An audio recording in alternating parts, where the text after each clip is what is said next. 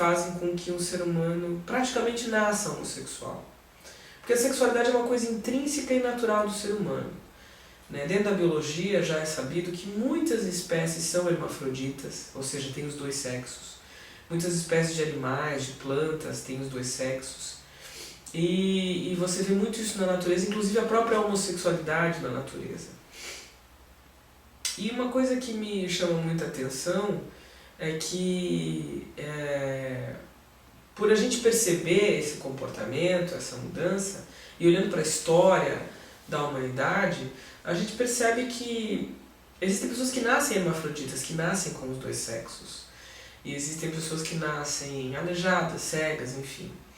Não se sabe quais alterações genéticas, e onde e quando exatamente, todas elas aconteceram, de forma que as pessoas nascessem de formas diferentes, não no convencionalmente estabelecido, como a própria Bíblia diz, homem e mulher heterossexual, ou homem e mulher que não seja, não tenha problemas de paralisia ou problemas de cegueira, etc, etc, etc. Então, de fato, o pecado, que significa errar o alvo, a palavra pecado significa errar o alvo, trouxe à humanidade uma série de consequências genéticas e congênitas que nascem com as pessoas.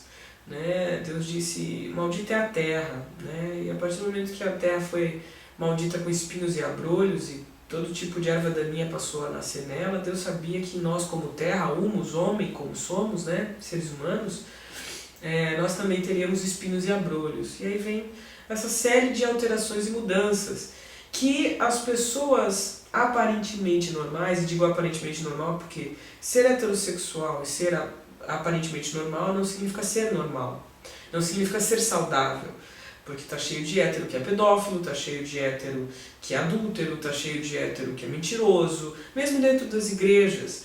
Então, de fato, ser heterossexual não é uma solução para a questão do pecado. Eu tenho um livro aqui que eu quero compartilhar com vocês, que é o Homossexualidade. Você pode comprar na Livraria Cultura, enfim, você pode encomendar nas livrarias de Joinville ou em qualquer lugar que você mora, aqui no Brasil, no exterior, pode comprar pela internet, pode tentar encontrar. Homossexualidade e Perspectivas Cristãs. É um livro da editora Fonte Editorial.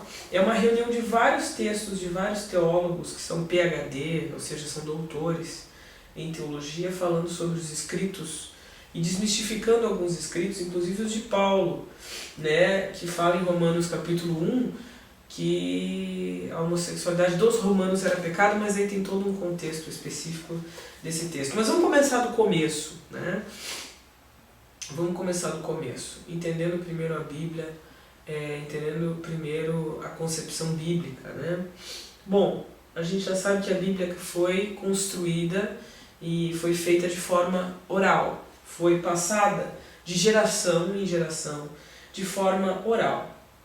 Muito bem, a Bíblia foi escrita, foi relatada e foi passada de geração em geração de forma oral.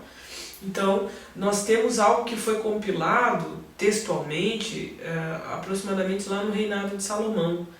Assim como os evangelhos, quando foram escritos, eles foram escritos e foram passados de forma oral, porém escritos no primeiro século da igreja, depois que Jesus foi assunto aos céus. Então, a primeira coisa que nós precisamos compreender é que a fé não depende da letra. A fé não depende da letra. Abraão não tinha uma Bíblia. Mateus, Marcos e João não tinham uma Bíblia. Isaac e Jacó não tinham uma Bíblia. Paulo não tinha os evangelhos na mão. E muita gente que está na Bíblia não tinha uma Bíblia na mão para ler. Mas foram homens e mulheres que tiveram experiências místicas. Místico significa espiritual, aquilo que é transcendente, aquilo que sai do material, aquilo que é de uma forma inexplicável espiritualmente, espiritual de uma forma inexplicável materialmente. Eles tiveram experiências com Deus e eles foram homens e mulheres que marcaram a história e são relatados e falados até hoje. Foi passada de tradição oral a sua vivência e depois escrita e compilada no primeiro momento no reinado de Salomão, e o Novo Testamento os evangelhos no primeiro século da igreja, e depois as cartas foram compiladas mais tarde. Isso foi canonizado bem mais tarde também. E canonizado quer dizer, a igreja se reuniu num concílio e elegeu quais eram os escritos que deveriam entrar ou não na Bíblia. Sendo que, por exemplo, apesar do livro de Enoque não ter sido canonizado, ele é citado na Bíblia no livro de Judas, que é um livro bem pequeno, acho que é de um capítulo, que fica antes da epístola, antes do livro de Apocalipse, que foi escrito por João na ilha de Patmos. Muito bem. Existe um livro também chamado O que Jesus Disse e o que Jesus Não Disse, que é um livro escrito a partir de muitos estudos feitos sobre os textos que são advindos provavelmente dos textos originais da Bíblia, porque os textos foram escritos em grego e do Antigo Testamento em hebraico, e aí muitos documentos se perderam e eram muitos copistas que podem ter se confundido na hora de copiar, enfim. Mas incondicionalmente a isso, não importa o conteúdo em si, no sentido de letra, porque a Bíblia diz claramente que o Espírito vivifica, mas a letra mata. Veja, a Bíblia diz, a letra mata, mas o Espírito vivifica. Por isso que eu disse que Abraão não tinha uma Bíblia, Jesus não tinha uma Bíblia. No caso, Jesus lia o Antigo Testamento, mas eu digo, ao mesmo tempo que as coisas aconteciam, não era escrito o que estava sendo feito. Se recebeu de tradição oral e isso foi compilado. Então a letra mata, mas o Espírito vivifica. O conteúdo bíblico, ele tem a palavra de Deus e a história do povo de Deus se relacionando com esse Deus, e a história desse Deus se relacionando com esse povo. Isso vai desde a criação do mundo, quando nós lemos o poema da criação de Gênesis, e vai perpassando pela libertação, pelas promessas que Deus dá a Abraão e a sua descendência, depois cumprindo uma parte delas na vida do povo hebreu, tirando-os do Egito, e depois isso se perpetua no ápice quando Jesus nasce e a salvação é dada a todos, inclusive aos gentios, não só aos hebreus, mas se expande para todos os povos, tribos, línguas e nações.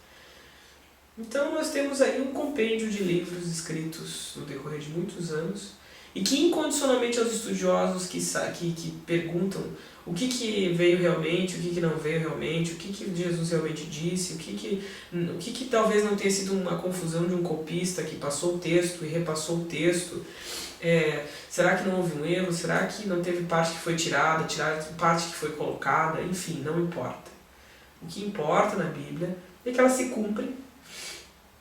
Quando nós lemos Isaías escrevendo 600 anos antes de Jesus sobre o nascimento dele, quando nós vemos Daniel escrevendo sobre reinos que surgiriam e cairiam, quando nós vemos o Apocalipse descrevendo muitas das coisas que já estão acontecendo, e quando nós vivemos o dia a dia com Cristo, a palavra vai se cumprindo e se materializando. Então ela é fato, muito do que está escrito na Bíblia já foi comprovado arqueologicamente e cientificamente.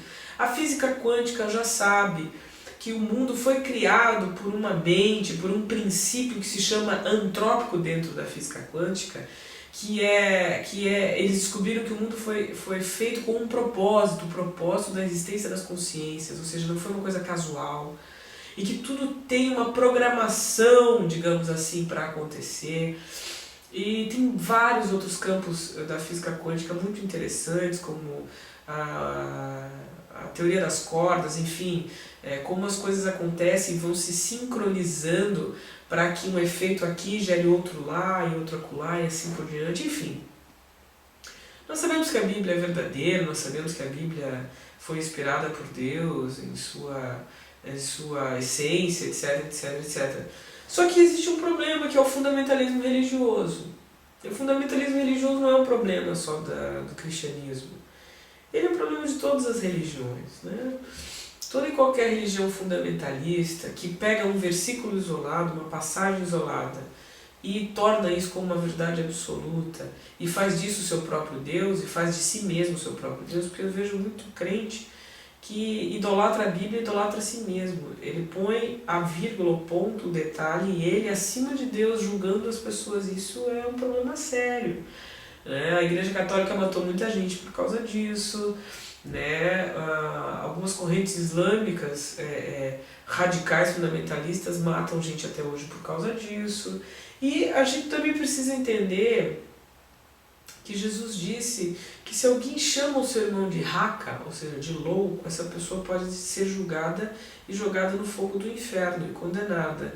Ou seja, se Jesus diz para a gente cuidar com a maneira que a gente julga e chama alguém, eu digo a você, crente, que acha que tem o direito de julgar alguém, que você tome muito cuidado, porque você pode estar sendo passivo de condenação se você olha para um homossexual, para um hermafrodita, para uma prostituta, seja para quem for, de forma julgatória, de forma julgadora, né? Porque Jesus diz que meretrizes antecederão a muitos no reino. Jesus olha, a grande luta de Jesus no Evangelho foi contra a política corrupta desse mundo e contra a religião corrupta também.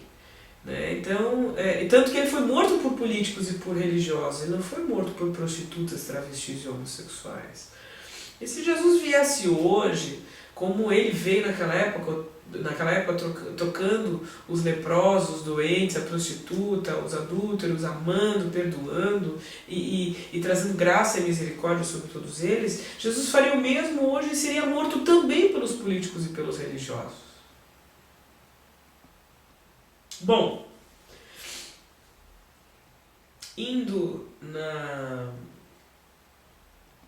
como eu disse, o que está sendo falado aqui é fruto de muitos anos de estudo. Eu estou me formando no curso de Teologia à Distância da Faculdade Teológica Sul-Americana, que fica em Londrina, e espero que eles não me julguem herege, não queiram me expulsar da faculdade. Acho que não é da índole deles, porque percebo que eles têm uma teologia razoavelmente aberta e dialogal, mas de qualquer forma, enfim, vamos começar do começo.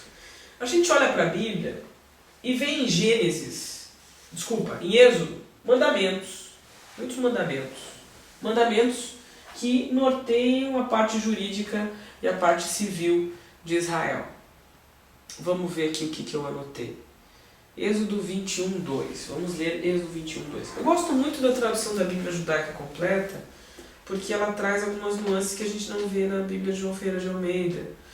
Então eu vou usar essa tradução da Bíblia Judaica Completa para abordar os assuntos que eu quero abordar com vocês aqui hoje. Êxodo 21, 2. Vamos começar do começo. Nós vemos na história que a Bíblia já foi usada para fundamentar morte, escravidão, julgamento das mulheres, julgamento dos religiosos. Pessoas morreram porque eram consideradas bruxas por pensarem diferente da igreja. Copérnico quase foi morto porque disse que não era a Terra o centro do universo, mas sim o Sol, e fundou a teoria heliocentrista, e tantos outros foram julgados, foram chamados de hereges, foram mortos, né, porque pensavam diferente. Nos Estados Unidos, eu vou ler daqui a pouquinho um livro do Philip Yancey,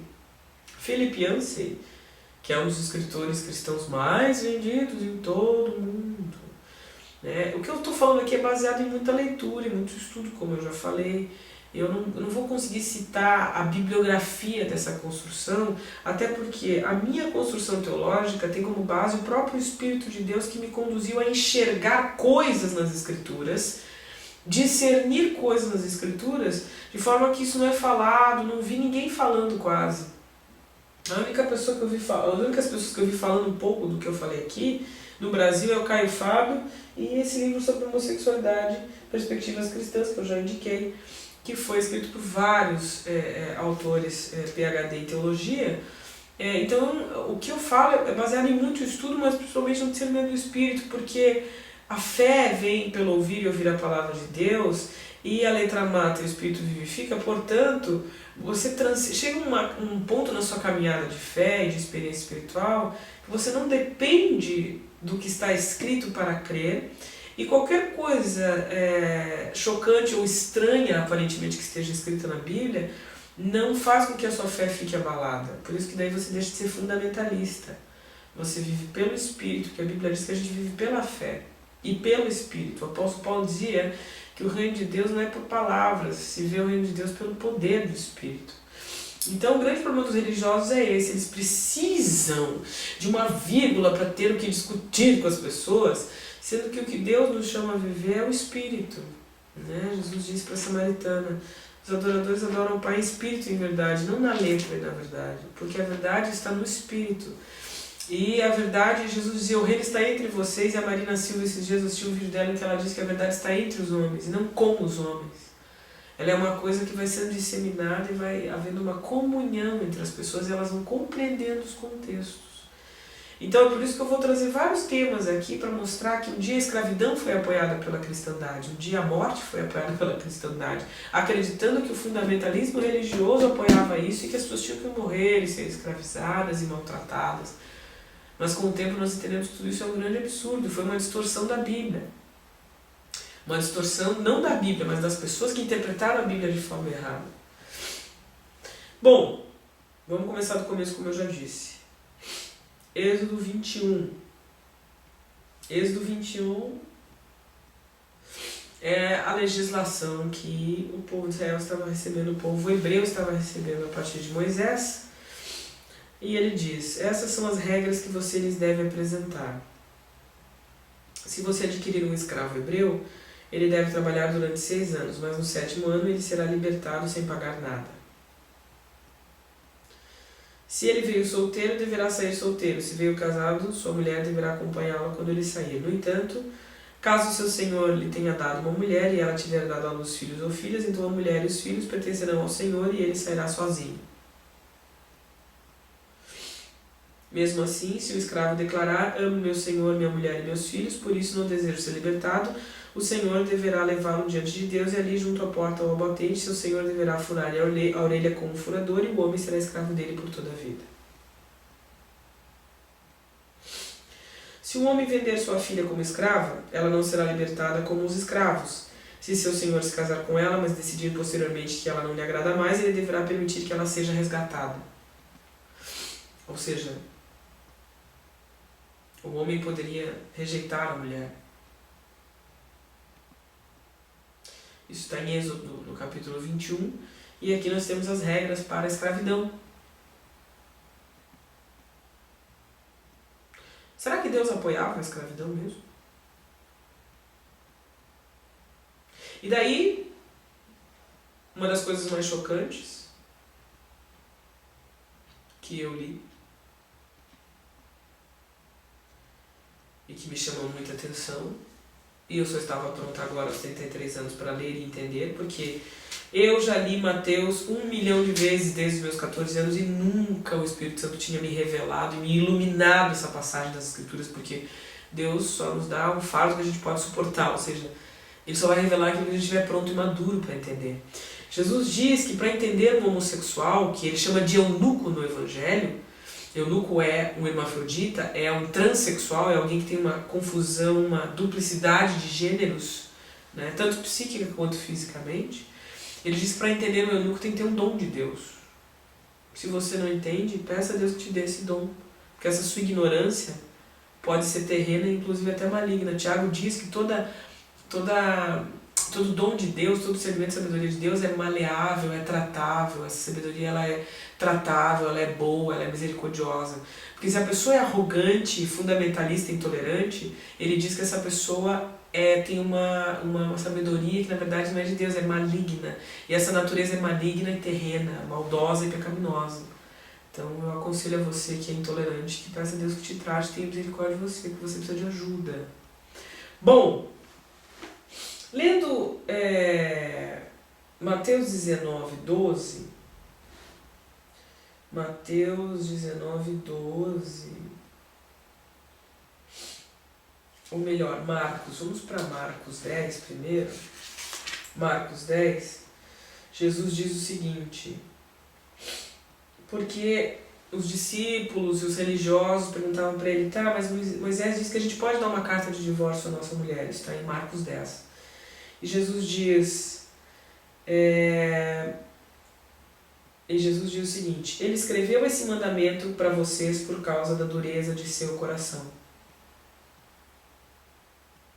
Ele, Moisés, escreveu esse mandamento por causa da dureza do seu coração. E, entretanto, no princípio da criação, Deus os fez homem e mulher. Por esta razão, o homem deixará pai e mãe e se unirá à sua mulher e os dois se tornarão uma só carne.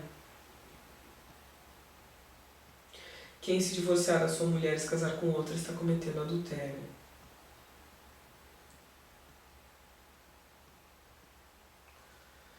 Jesus então deixa claro aqui, em Marcos 10, em Mateus 19 também,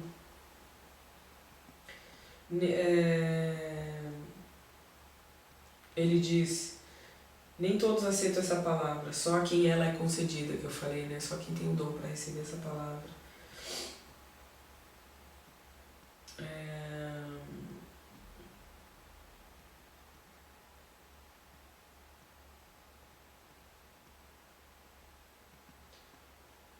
Ele diz o seguinte, Moisés permitiu que vocês se divorciassem das suas mulheres porque seu coração é muito duro, mas não foi assim desde o princípio. Ou seja, Moisés escreveu uma lei que Deus não mandou ele escrever.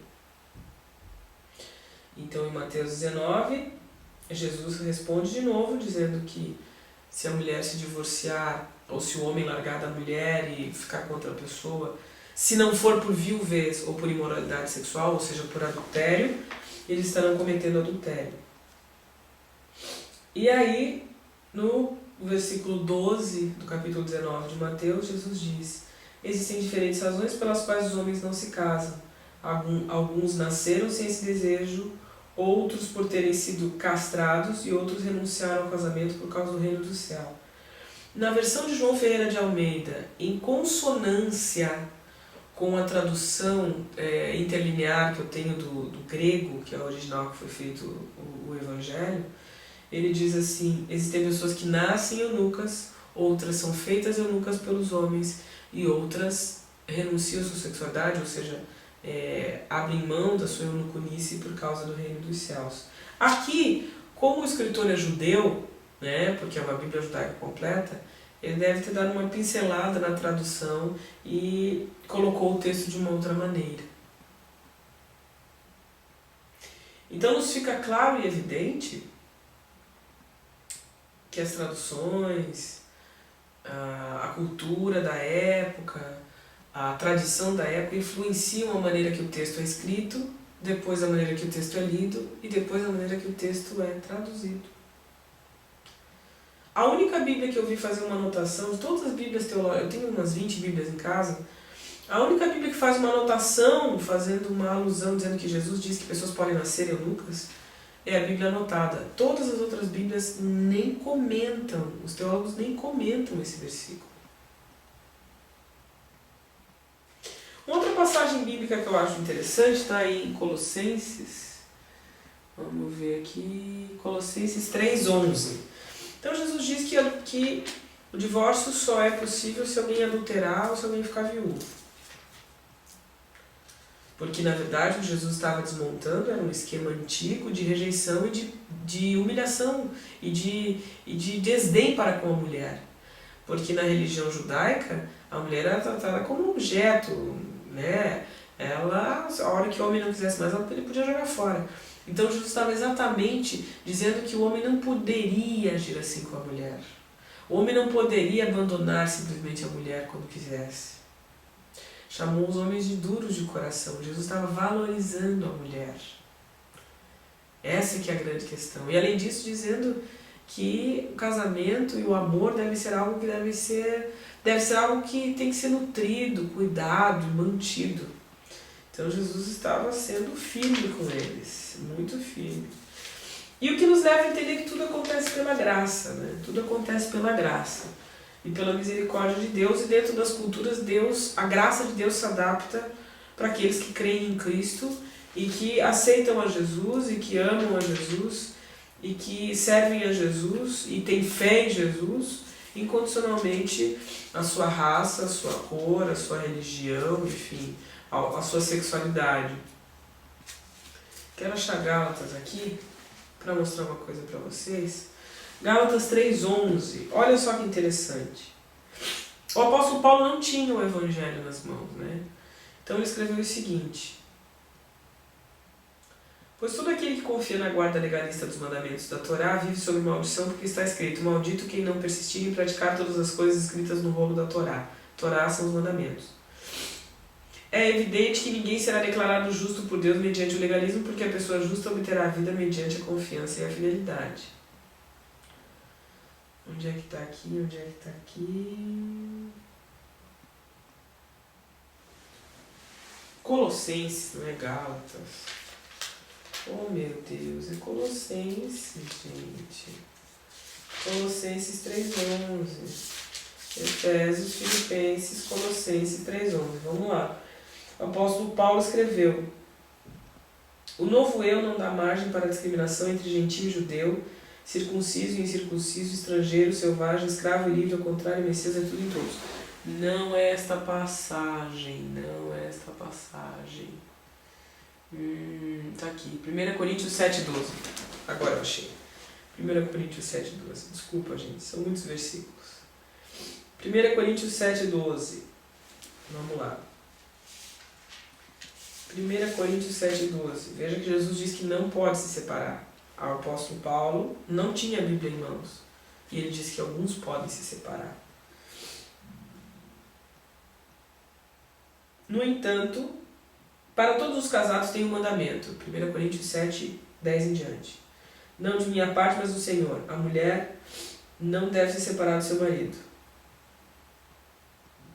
No 11. No entanto, se ela se separar, deve permanecer sozinha ou reconciliar-se com seu marido. Também o marido não deve abandonar sua mulher.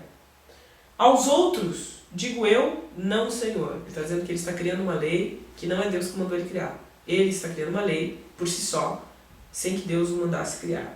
Aos outros, digo eu, não o Senhor. Se um irmão ficar casado com uma incrédula, ou seja, se um crente casar com uma pessoa não crente, e ela estiver satisfeita e desejar continuar vivendo com ele, ela não deve ser abandonada. Também, se uma mulher tem marido incrédulo e ele está satisfeito e deseja permanecer vivendo com ela, ele não deve ser abandonado, pois o marido incrédulo foi separado para Deus pela mulher e a mulher incrédula separada para Deus pelo irmão.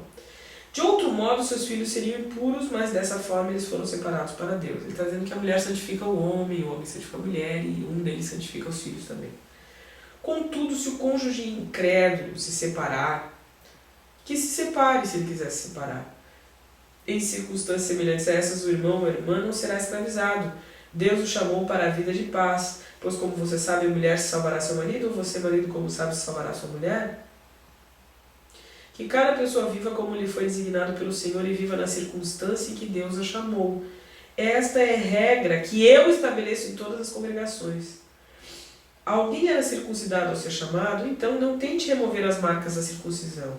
Era alguém incircunciso ao ser chamado, ele não deve se submeter à circuncisão. Ser circuncidado nada significa e ser incircunciso também não significa nada. O que significa alguma coisa é guardar os mandamentos de Deus. Cada pessoa deve permanecer na condição em que estava ao ser chamada. Um homossexual? Você era escravo ao ser chamado? Não permita que isso o incomode, apesar de você obter a liberdade, tire proveito dessa circunstância. Pois a pessoa que era escrava ao ser chamada é liberta no Senhor, da mesma forma a pessoa chamada quando era livre é uma escrava do Messias. Vocês foram comprados por preço, por isso não se tornem escravos de outros seres humanos. Irmãos, cada um permaneça na condição em que Deus o chamou. Então veja, Jesus disse, não se separe. O apóstolo Paulo diz, olha, no caso se for crente ou não crente, eu dou um mandamento, pode se separar. E aí? Jesus fala no Evangelho que existem leis que não foram escritas por Deus, foram escritas por Moisés por causa da dureza do coração. E o apóstolo Paulo, na cultura vigente, diz, todos os que vêm para o Senhor e acreditam em Jesus e têm uma vida piedosa, de amor e de compaixão, não importa de onde você vem, se você é gentil, se você é branco, se você é preto, não importa. Viva em paz com o Senhor. E ele também cria uma lei que não vem de Deus, vem dele mesmo. E tem outras passagens nos evangelhos que Jesus diz que tem leis feitas por tradições. Quer ver, uma outra passagem que fala de tradição? Vamos ver aqui. Tradições humanas. Vamos ver aqui. Depois eu vou achar esse versículo das tradições. Vamos agora compreender tudo o que eu estou explicando aqui, porque é muita coisa. Vamos por etapas e não etapas. É importante a gente gente entender que dentro do contexto bíblico, cada coisa foi escrita num contexto histórico e num contexto cultural. Não tem como a gente dissociar isso. Não tem como a gente dissociar isso. Isso fica claro aqui no que eu acabei de ler. Em Êxodo a gente lê leis para os escravos. O apóstolo Paulo fala claramente em Colossenses e na epístola de Filemon que em Jesus não existe diferença entre escravo e livre, branco, preto, mulher, homem, que todos são justificados pela graça e todos são aceitos, porque Jesus pagou o preço por todos na cruz e Deus fez paz com todo mundo. Muito bem. Então, se a gente compreende que num determinado momento, em Isaías, no capítulo 58, se eu não me engano, Deus diz, não se diga mais ao eunuco, esse que é o transgênero, esse que é o hermafrodita, esse que é estranho ou diferente para algumas pessoas, não digam mais para ele que ele não pode entrar no meu templo, porque ele deve entrar no meu templo e para esse cara, para essa mulher, que todo mundo acha estranho ou diferente, eu darei um nome eterno. Deus fala isso em Isaías. Então, quer dizer, a gente começa a entender que mesmo incondicionalmente ao contexto histórico, ao contexto cultural, em alguns momentos em que a gente vê homens escrevendo na Bíblia que a escravidão é normal, ou que o preconceito contra a mulher é normal, ou que o preconceito contra o eunuco é normal, e que essas pessoas são teoricamente rejeitadas, ou rechaçadas, ou diferentes para Deus, no Novo Testamento nós vemos uma mudança nisso tudo. Onde a graça entrou, a Bíblia diz que não existe diferença entre escravo, branco, negro, livre, mulher ou homem. Onde a graça de Jesus entrou e a palavra diz claramente que Deus não faz acepção de pessoas, nós vemos que Jesus diz que as meretrizes antecederão a muitos no reino, está escrito no Evangelho. Então, quer dizer, a gente vai compreendendo que tudo aquilo que a cultura anterior do Antigo Testamento coloca como algo, como um mandamento, muitas vezes pode ter sido escrito por homens, aquilo que era normal deixa de ser normal e o sentido humanitário, o sentido de respeito e dignidade ao ser humano vai sendo resgatado por Jesus quando ele diz que o homem não pode simplesmente abandonar a mulher, que o homem tem que amar a mulher. Isso é reforçado pelo apóstolo Paulo quando ele diz: marido, ame a mulher como Cristo amou a igreja. E assim mesmo se entregou por ela. Em outros momentos nós vemos que os escravos modificado esse perfil, né? E nós vemos que os escravos são colocados pelo apóstolo Paulo como homens livres em Cristo, porque incondicionalmente a escravidão, todo homem e toda mulher deve ser livre em Cristo, e que os chefes, os donos, os senhores de escravos ou funcionários deveriam tratar com dignidade essas pessoas. Isso fica claro no livro de Filemon, porque o apóstolo Paulo faz uma defesa do Onésimo, que era um escravo de Filemon e que aparentemente talvez tenha roubado e causado algum tipo de problema para Filemon, e o apóstolo Paulo diz que ele deve perdoá-lo e aceitá-lo como irmão em Cristo. Então o apóstolo Paulo reformula e reformula, e Jesus reformula e reformula. E muitas coisas na Bíblia nos mostram exatamente isso. Essa amplitude da graça que vai abarcando e abraçando e desmontando, desconstruindo algumas coisas que nós achávamos normais, como a escravidão, como o desprezo à mulher, como o desprezo ao homossexual, etc, etc. Como eu já disse em Isaías, Deus diz que o eunuco não vai mais ser proibido de entrar no templo, mas vai entrar no templo, vai ser amado de Deus, vai ter um nome perpétuo. Eu quero ler para vocês essa passagem aqui. Quero ler Isaías 56, 3. Isaías 56, 3. Quero ler com vocês para que a gente possa ver a profundidade disso que está escrito aqui. Isaías 56, 3. Vamos lá.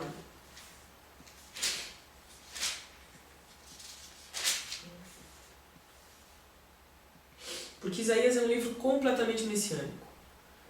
600 anos antes de Jesus nascer, Isaías escreveu quem seria o Messias. Isso está claro em vários capítulos, que é o momento em que Deus faz a remissão da humanidade num reino espiritual que está implantado dentro de nós, no nosso coração, e não é um reino físico, material, na Assembleia Legislativa, não. É um reino espiritual dentro de nós e que não tem controle, não tem constituição, não tem lei no mundo que mude isso que está dentro de mim. Se a lei exterior mandar eu corromper, eu não vou corromper, porque existe uma lei interior do Espírito de Deus em mim, do Reino de Deus em mim. Jesus disse: o reino está entre vocês. O reino de Deus tem a ver com o interior, e Jesus deixou isso claro, e é por isso que os judeus o rejeitaram, porque queriam um líder político, institucional. Jesus foi um líder da revolução, da libertação do interior, do espírito dos homens. Em Isaías 53, como eu estava dizendo, porque Isaías é um livro messiânico que fala da vinda do Messias, ele fala, o povo desprezou e o evitou, um homem de dores que conhece bem a enfermidade, o castigo que nos traz a paz estava sobre ele, pelas suas pisaduras nós somos sarados, etc, etc, etc. Então é um livro que fala disso. E nesse mesmo livro que está falando do Cristo e de toda a obra que Cristo realizaria, nós lemos em Isaías 56:3, um estrangeiro que se une a Adonai não deve dizer Adonai me separará do seu povo. E também o eunuco não deve dizer sou apenas uma árvore seca. Está dizendo que a partir de Cristo mudaria a maneira de se olhar um estrangeiro, uma pessoa diferente, uma pessoa que não fosse da religião ou da cultura hebraica. E também o eunuco, que é o transexual, que é o homossexual, seja qualquer tipo de questão física ou psíquica que possa ter uma alteração, uma diferença ou uma duplicidade, um conflito, o eunuco não deve dizer que é uma árvore seca. Pois eis o que diz Deus: quanto aos eunucos que guardam os meus sábados, ou seja, que guardam os meus mandamentos, que estão com a minha lei dentro do seu coração, que escolhem o que me agrada e se apegam à minha aliança do amor e de tudo que Jesus nos deixa como nova aliança, como graça, pelo seu sacrifício que pagou o preço por todos nós, que ninguém merece tudo, ninguém merece nada, tudo é pela graça, nós não somos dignos de nada, nós somos todos pecadores. A Bíblia diz que até a nossa justiça é trapo de imundícia diante de Deus. E aí ele diz que aos eunucos que obedecem os mandamentos da aliança, em minha casa, nos meus muros, lhes darei poder espiritual, autoridade espiritual, unção do Espírito Santo, e um nome maior que o de filhos e filhas, e lhes darei um nome eterno que jamais será eliminado. E os estrangeiros, que sejam os outros povos, gentis, enfim, qualquer povo que ame a Deus, esses que se unem a Adonai, a fim de lhe servir e amam o nome de Adonai, e são seus servos, todos os que guardam o sábado e não profanam, se apegam à minha aliança, eu os trarei ao meu santo monte, e os farei alegres na minha casa de oração.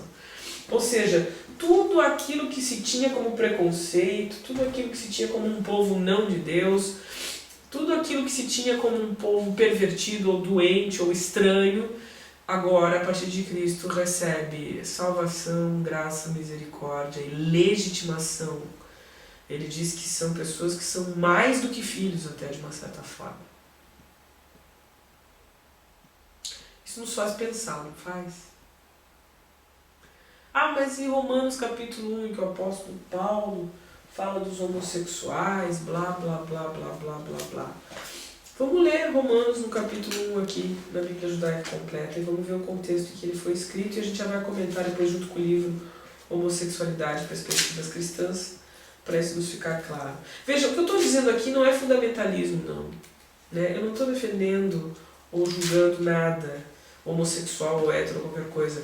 O que eu estou abrindo aqui é um diálogo interreligioso e intercultural para que a gente possa olhar para o homossexual como alguém que Deus ama e estabelecer um diálogo com o Espírito Santo em oração para que o Espírito Santo nos revele essas questões da palavra de como tratar as pessoas, seja homossexual, seja um aleijado, seja quem for, que seja estranho para ti, um tatuado, uma prostituta, um prisioneiro, um assassino. Eu não sei qual que é o seu preconceito. A Bíblia diz que Deus não faz acepção de pessoas. A primeira pessoa que inaugurou o paraíso foi um ladrão do lado de Jesus na cruz, que não foi batizado, nem foi no encontro, nem no pré-encontro, nem no pós-encontro, nem foi doutrinado. E Jesus disse para ele: ainda hoje estarás comigo no meu reino. E repito, Jesus disse que prostitutas antecederão a muitos no reino. Muito bem. O apóstolo Paulo escreve aqui: a ira de Deus é revelada desde o céu contra toda a perversidade e impiedade de pessoas que, motivadas por sua injustiça, mantêm a supressão da verdade, pois o que se pode conhecer a respeito de Deus lhes é claro porque Deus assim o fez. Desde a criação do universo, suas qualidades invisíveis, seu poder eterno e sua natureza divina são claramente vistas, pois elas podem ser entendidas mediante as coisas que ele criou. Ele está dizendo que as pessoas são indesculpáveis porque Deus se manifesta na criação e a existência dele é clara. São claramente vistas, portanto eles não têm desculpa, apesar de saberem quem Deus é, não o glorificaram como Deus. Nem lhe agradeceram, ao contrário, tornaram-se fúteis em seu pensamento e seu coração obtuso anuviou-se. Ou seja, ficaram cegos e ignorantes por causa da sua arrogância e coração obtuso. Alegando-se ser sábios, tornaram-se tolos. Na verdade, trocaram a glória do Deus imortal por meras imagens semelhantes a seres humanos mortais, pássaros, animais ou répteis. Então ele está falando do culto religioso dos romanos, que tinha muita adoração a deuses feitos de barro, pedra, imagens, culturas, homens, Então ele está dizendo que as pessoas trocaram a glória de Deus por coisas mortais, para glorificar e adorar coisas de pedra, barro, répteis, animais, imagens, etc, etc. E nos cultos tinha muita prostituição. E tinham as sacerdotisas culticas, que eram as prostitutas, que já existiam desde o Antigo Testamento. Tá? E daqui a pouco a gente já vai ver isso. Que em alguns lugares do Antigo Testamento prostituição não era considerado pecado. Por isso que eu digo, quando a gente estuda a Bíblia de forma profunda, com contexto histórico, com contexto cultural, entendendo a cultura e a história da época, e se aprofundando nos estudos históricos e contextuais, a gente vai entendendo que não é como a gente acha que é. E olha que Deus teve que desmontar muitas crenças minhas, porque eu me condenei muito por ser homossexual, eu condenei muita gente por ser homossexual, eu julguei, eu sofri, eu chorei, eu me persegui durante muito tempo, não me aceitei. Então, isso aqui é uma coisa que demorou muito tempo, foi uma obra de Deus muito lenta, gradual e revelacional, né? De revelação, degrau após degrau, porque eu não conseguia compreender, e Deus foi me dando a iluminação e eu fui conseguindo entender. Né, para que eu entendesse que essas verdades absolutas, fundamentalistas, religiosas, elas são relativas, que importa é o amor e a graça. Sem Jesus nós não somos nada. E é Ele que nos dá compreensão e abertura para amarmos as pessoas e amarmos a nós mesmos. Pois bem, continuando a ler Romanos, ele estava fazendo a crítica aqui aos cultos e adoração a imagens e não sei o quê. E ele vai dizendo, esse é o motivo pelo qual os entregou à vileza dos desejos de seu coração, a ponto do uso vergonhoso de corpos alheios. A ponto do uso vergonhoso de corpos alheios. Ele está fazendo uma crítica à maneira que as pessoas usavam os corpos de forma promíscua em prostituição nos cultos. Esse é o contexto que o apóstolo Paulo está falando em Romanos. Ponto final.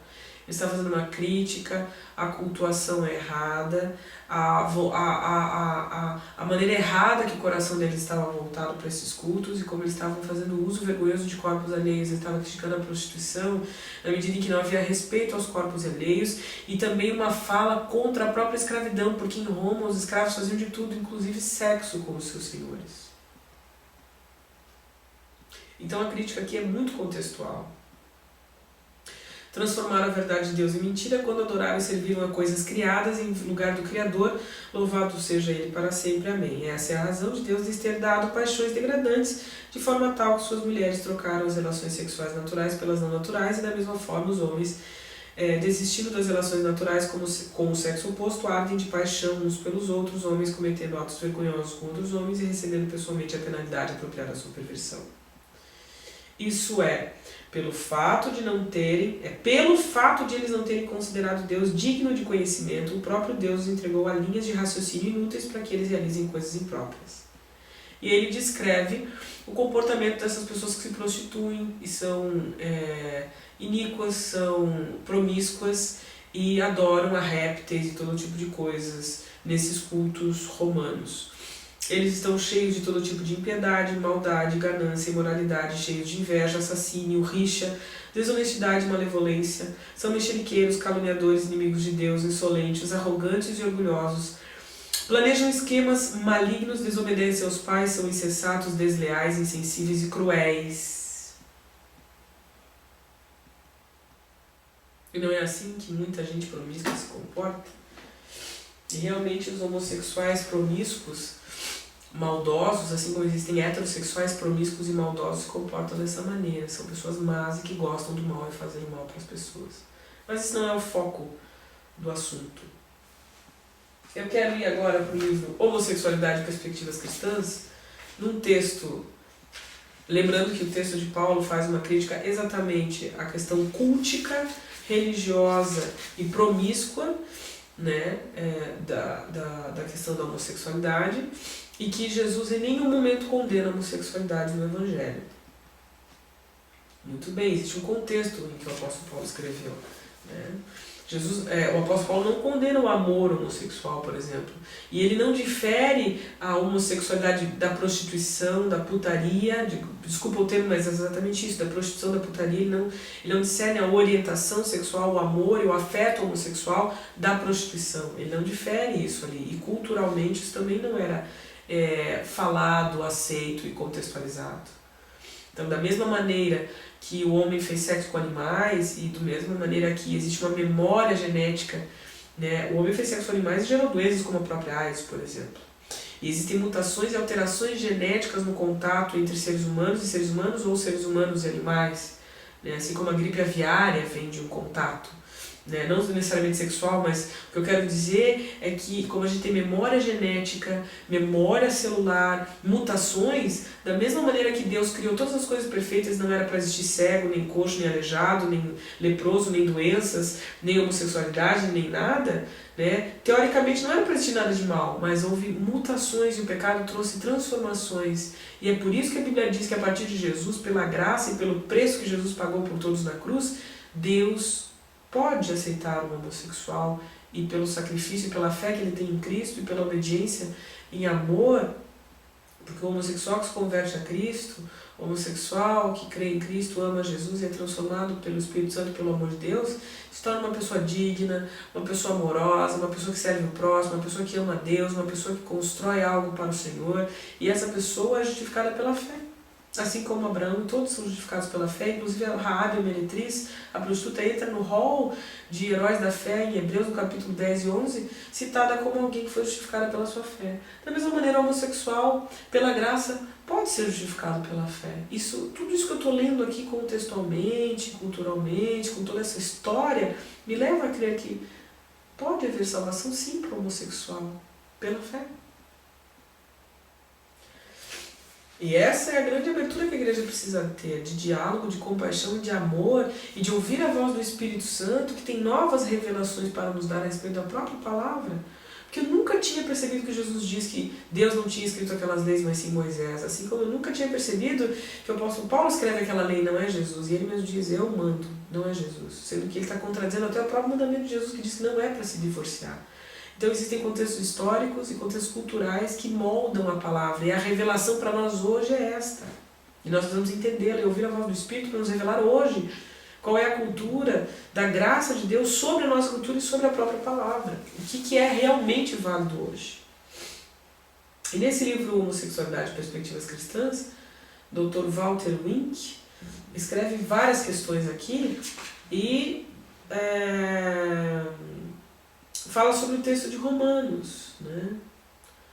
Não há dúvida de que Paulo, na página 11, ele diz, não há dúvida de que Paulo não sabia distinguir entre orientação sexual, que não se escolhe, e comportamento sexual. Aparentemente, os que condena são heterossexuais agindo contra a natureza, ou seja, como eu falei, gente que usava os próprios escravos para sexo. Contra a natureza, que ele usa o termo abandonando, deixando de lado ou trocando sua orientação sexual regular por outra que não lhes pertencia. Então ele diz que talvez essa fosse a crítica do texto de Paulo aos Romanos. Para esses, as relações heterossexuais seriam contrárias à sua natureza. Da mesma forma, as relações descritas por Paulo são carregadas de luxúria. Nada tem a ver com relações de amor entre pessoas do mesmo sexo.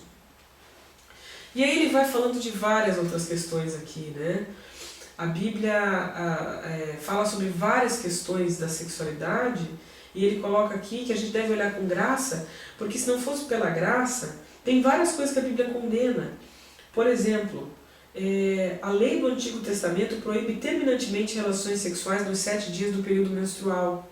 Isso está em Levíticos 18, 15 e por aí vai. Quem é transgredir deverá ser sumariamente executado. Hoje em dia, muitas pessoas continuam a manter relações sexuais nesse período normalmente. Será que essas pessoas devem ser consideradas pecadoras? Ou seja, vamos matar todas as pessoas que fazem sexo quando estão menstruadas? As pessoas que porventura tocassem no sangue menstrual ou no sêmen eram consideradas impuras. Levítico 15.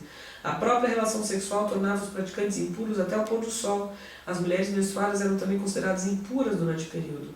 Há quem ainda pense dessa maneira, embora os mais esclarecidos saibam que são fluidos completamente naturais, talvez nojentos, mas nunca impuros. As regras sobre adultério, incesto, estupro e prostituição eram determinadas pelos direitos de propriedade dos homens sobre as mulheres, que é o que eu falei, era machista, existe uma visão machista e que Jesus desmonta também no Evangelho. Os homens que frequentavam prostitutas não eram considerados culpados de pecado. Olha só, a prostituição era considerada natural e necessária para salvaguardar a virgindade das mulheres solteiras e o direito de propriedade dos maridos. Nós podemos ler isso em Gênesis 38 e Juízes 2. Que coisa mais interessante. Já no Novo Testamento, Paulo atacava a prostituição, mas não a considerava adultério. 1 Coríntios 6, 12 a 20. Né? Então veja, tem várias questões aqui, e esse livro é muito bom por isso. Homossexualidade, perspectivas cristãs, porque ele vai desmontando e desmistificando várias passagens bíblicas para a gente entender que o fundamentalismo religioso não tem lógica. E eu queria que vocês dessem uma olhada nesse livro aqui também, no Philip Yancey, Alma Sobrevivente, Sou Cristão Apesar da Igreja, Alma Sobrevivente do Philip Yancey, onde ele fala que as igrejas nos Estados Unidos, na época de Martin Luther King, na década de 60, eram racistas e baniam os alunos negros das escolas, das igrejas, enfim, para você ver como havia muita questão de preconceito e racismo baseado no fundamentalismo religioso. Então, gente, nós precisamos pedir ao Espírito Santo que nos mostre a sua vontade, a sua revelação para nós hoje dentro do contexto bíblico, dentro do contexto da graça, porque Jesus já pagou o preço por todos nós e nos ama a todos e não faz distinção de pessoas, como diz a própria palavra. E nós precisamos manter um diálogo de amor e de compaixão, seja com homossexual, seja com negro, seja com prostituta, seja com branco, seja com aleijado, seja com quem for, que Deus ama a todos e pagou o preço por todos e nos aceita a todos. Então, na hora da igreja começar a se abrir e discutir esses assuntos da sexualidade hétero ou homo, ou seja o que for, e todos os outros assuntos que são polêmicos ou difíceis de tratar, à luz do Evangelho, à luz da graça e à luz do Espírito Santo, está na hora da igreja dialogar, está na hora da igreja se abrir, está na hora da igreja largar de preconceito, de hipocrisia, de cegueira, porque incondicionalmente é o posicionamento dela, está cheio de gay dentro dela, está cheio de hétero adúltero dentro dela, está cheio de todos os problemas dentro dela, porque o ser humano é isso, é pecador. E é a sua graça que nos salva. E é nesse desnudamento e nesse diálogo, nessa abertura e nessa integridade, nessa transparência que nós seremos transformados, movidos, pacificados